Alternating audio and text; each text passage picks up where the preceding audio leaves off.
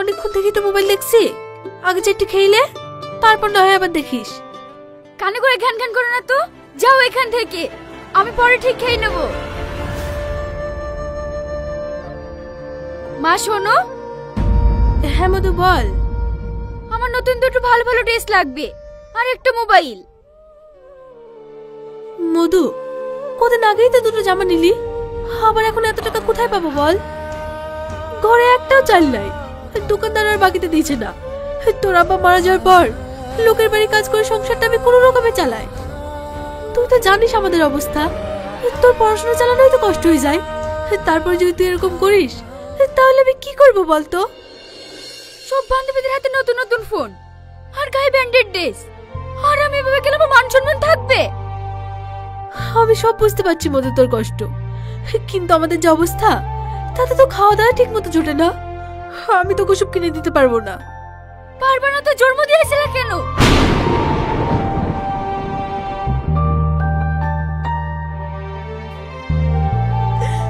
মারে, তুই এত বড় কথা বলতে পারলি? শুধু তোকে মানুষের মতো মানুষ করার জন্য আমি দিন রাত পরিশ্রম করি। আমি তোমার কোনো কথা শুনতে চাই না। আমার ভালো ভালো পোশাক লাগবে, তুমি কোথায় পাবে সেটা আমি জানি না। রাগ করিসনি মধু, তুই আমার একমাত্র মেয়ে। আমি সবসময় চেষ্টা করি তোকে খুশি রাখার। চেষ্টা করে কিছু হবে না, তুমি আমার কোনো স্বপ্ন পূরণ করতে পারো না। তোমার কোলে আমার জন্ম নেওয়াটাই ভুল।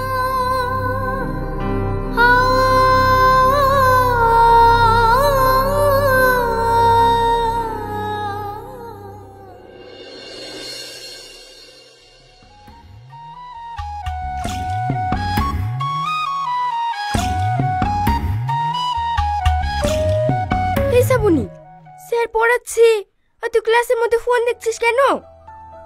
চুপ কর তো, আমার যা ইচ্ছা তাই করব। ক্লাসের মধ্যে এত জোরে কথা কে বলছে? এই শ্রাবণী, তুমি ক্লাসের মধ্যে ফোন দেখছো কেন?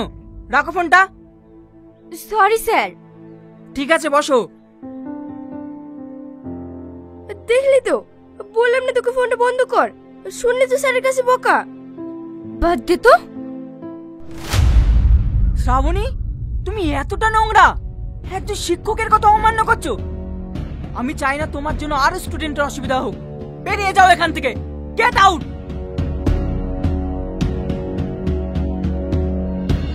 কি হলো, কানে কথা যায়নি? যাও বলছি।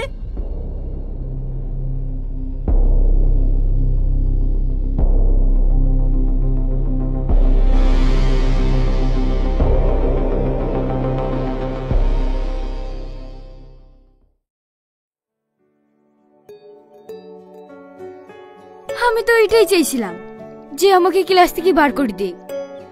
তোর চাই পড়াশোনা যে কি করে আমার তো একদম ভালো লাগে না। দেখি রিয়াজকে একটু ফোন করি।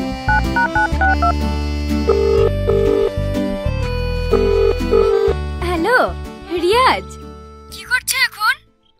এই তো ডার্লিং, তোমার কথাই ভাবছিলাম আর তুমি ফোন করলে। ও তাই? এই শোনো না, আজকে কলেজটা একটু তাড়াতাড়ি ছুটি দিয়ে দিয়েছে, তাই ভাবলাম তোমার সাথে একটু দেখা করব। চলো না সোনা, আজকে আমরা কোনো একটা রেস্টুরেন্টে যাই। আচ্ছা যান, তুমি 5 মিনিট অপেক্ষা করো, আমি আসছি। ওকে সোনা, একটু তাড়াতাড়ি এসো।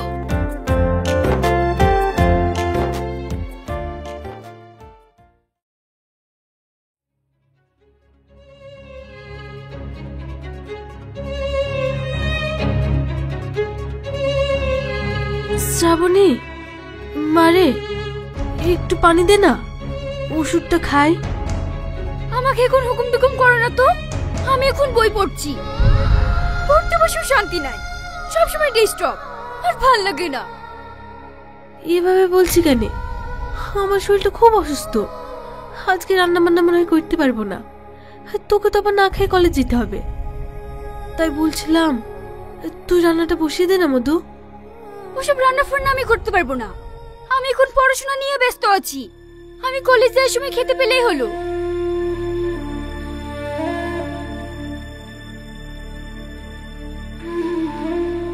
জোরে আমার গা পড়ে যাইছে, মেয়েটা যদি কিছু না খেয়ে কলেজ যায় তাহলে আবার ও অসুস্থ হয়ে পড়বে। এদিকে আমার শরীরটা ভালো নেই, আমি যে কি করি।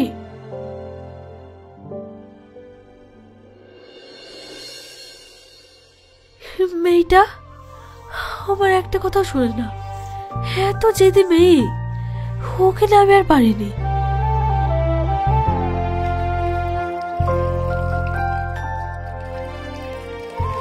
আজ আর বেশি কিছু করতে পারছি না, শুধু আলু ছানা আর ডিম ভাজি ভাত করি।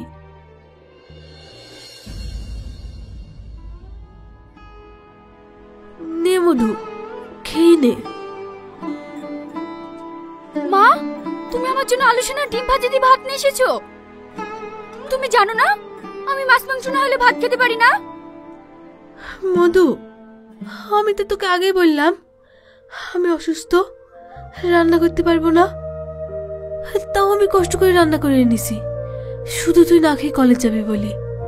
তুমি সবসময় এমনই করো। তুই আজকে কষ্ট করে এগুলোতে খেলে মধু, জেদ করিস নি। লে মালে খেলে। ঠিক আছে ঠিক আছে, তুমি এখন যাও, আমি পরে ঠিক খেয়ে নেবো।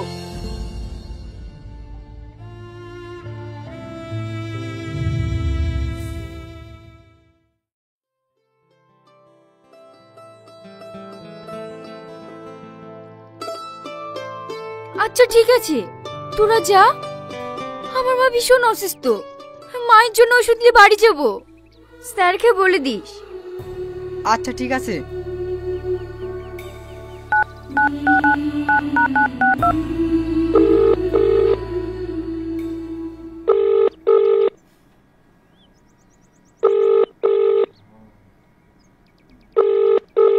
হ্যালো রিয়াজ, তুমি এখন কোথায় আছো? এই তো বাড়িতে।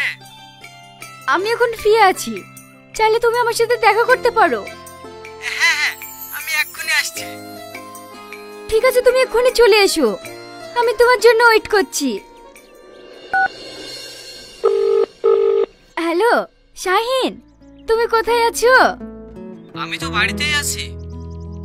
রিয়াজ আসছে, তুমিও এসো আমাদের কলেজের সামনে, আমরা সবাই মিলে আড্ডা দেব। আচ্ছা ঠিক আছে, আসছি।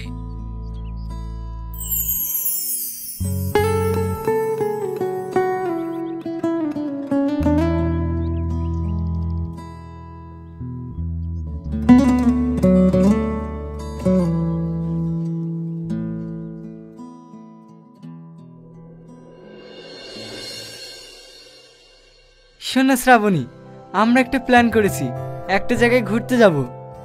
কোথায়? শহরের বাইরে, নদীর ধারে সুন্দর এক জায়গা। ওখানে কেউ থাকবে না, থাকবো তুমি আর আমি। অত দূর আমি যাব না। কেন? এখন এনজয় করবে না তো কবে এনজয় করবে? না ভয় করছো? ভয় না, আসলে আমি দূরে যাইনি তো তাই। আরে যাব না বললে হয়, আমরা সবাই যাব। তুমি তো বলেছিলে যে কলেজে সব সময় ভালো লাগে না, বিরক্ত ফিল করো, তাই একটু দূরে ট্যুর করলাম, যাতে আমার ডার্লিং এর মনটা ভালো হয়ে যায়। কি বলিস শাহিদ? একদম ঠিক বলেছিস ভাই। আরে ছাড় তো, বেশি দেরি না করে কালকেই বেরিয়ে পড়ি। এটাই ছাপুনি সেরা দিন হতে পারে, কি বলিস ভাই? কি হলো শ্রাবণী, কিছু বলো। আচ্ছা ঠিক আছে, তাই চলো। আজ তাহলে উঠি, অনেকক্ষণ হলো কলেজ ছুটি হয়ে গেছে, নাহলে মা আবার চিন্তা করবে। বাই। আচ্ছা যাও, আবার কাল সকালে দেখা হবে। বাই।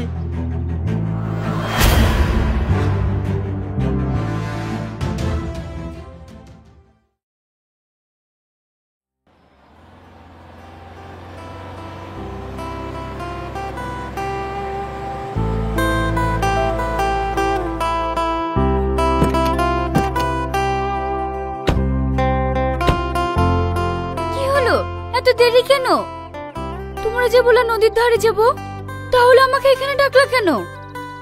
আরে একটু দেরি হয়েছে তো কি হয়েছে? ওখানে কখন যাবা বলো তো? একটু প্রবলেম হয়েছে, আমার ফ্যামিলির লোকজন ওখানে ঘুরতে গিয়েছে তো, ওখানে আমরা গেলে দেখে ফেলবে। তাহলে এখন কোথায় যাব? চলো না একটু ভিতরের দিকে যাই। না না, এইখানেই ঠিক আছে, বেশি ভেতরে যাওয়া ভালো না। এত ভয় পাচ্ছ কেন শ্রাবণী? এখানে তো শুধু আমরাই আছি। আচ্ছা, তোমরা এমন করছো কেন? আমরা তো এখানে আনন্দ করতে এসেছি। আরে ডার্লিং, আনন্দ তো করবই, কিন্তু একটু অন্যভাবে। এসব কি করছো? ছেড়ে দাও আমাকে, ছেড়ে দাও, ছাড়ো আমাকে। এত নাটক করো না শ্রাবণী, এখানে কোনো কিছু করে লাভ হবে না। বাঁচাও, কে কোথায় আছো? আমাকে বাঁচাও, শয়তানদের থেকে আমাকে বাঁচাও। কি ব্যাপার, একটা মেয়েরাও ছোঁয়া আছে না? হ্যাঁ হ্যাঁ, চল তো গিয়ে দেখি। শয়তানদের থেকে আমাকে বাঁচাও।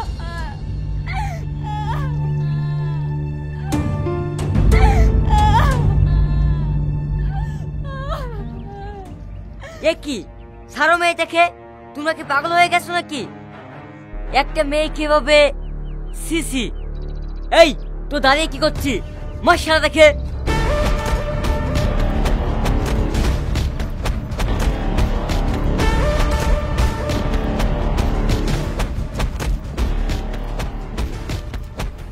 এই থাক থাক, এভাবে মারিস না, ওরা এভাবে মারলে মরে যাবে। ছেড়ে দে, শিক্ষা হলে এটাই হবে। এই, তোদের ঘরে মা বোন নেই? ছি ছি।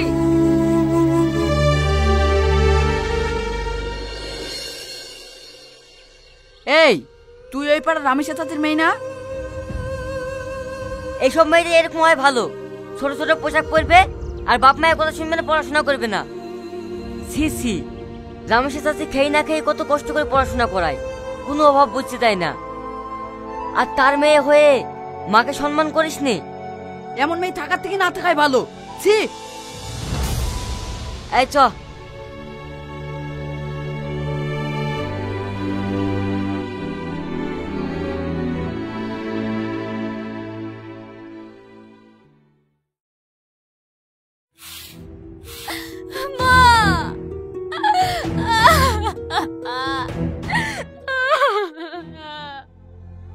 কি হলো রে মধু, তুই এভাবে কাঁদছি কেন? আর এতক্ষণ তুই কোথায় ছিলি? আর তোকে যে আমি সারা পাড়া খুঁজে পেলাম না। মা, তুমি আমাকে ক্ষমা করে দাও। আজকে কি যা আমি করেছি, এর জন্য আমি লজ্জিত। কেন রে মা, কি হয়েছে? মা গো, আমি তোমার কোনো কথা শুনিনি। তুমি যা তোমার বারণ করেছো, আমি তোমার কথা এড়িয়ে চলেছি।